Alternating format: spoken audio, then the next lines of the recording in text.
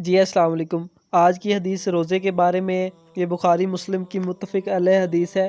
حضرت ابو ہریرہ رضی اللہ عنہ بیان کرتے ہیں کہ آپ صلی اللہ علیہ وسلم نے فرمایا، ابن آدم کے ہر نیک عمل کو 10 گنا سے 700 گنا تک بڑھا دیا جاتا ہے۔ اللہ تعالیٰ فرماتا ہے، روزے کے سوا کیونکہ وہ میرے لیے ہے اور میں ہی اس کی جزا دوں گا، وہ اپنی خواہش اور اپنے کھانے کو میری وجہ سے ترک کرتا ہے۔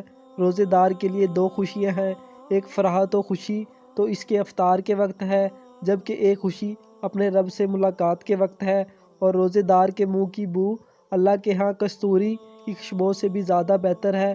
اور روزہ ڈھال ہے، جس روز تم میں سے کسی کا روزہ ہو تو وہ فحش گوئی اور بدزیاں سے اجتناب کرے۔ اگر کوئی اسے برا بھلا کہے یا اس سے لڑائی جھگڑا کرے تو وہ کہے کہ میں روزے دار ہوں۔ یہ متفق علیہ حدیث ہے۔ متفق علیہ حدیث اس کو کہتے ہیں جو بخاری مسلم دونوں میں روایت کی گئی ہو۔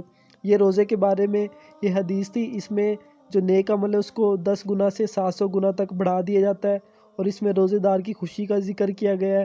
دعا ہے کہ اللہ تعالی ہمیں رمضان المبارک میں سارے اعمال کرنے کی توفیق عطا فرمائے۔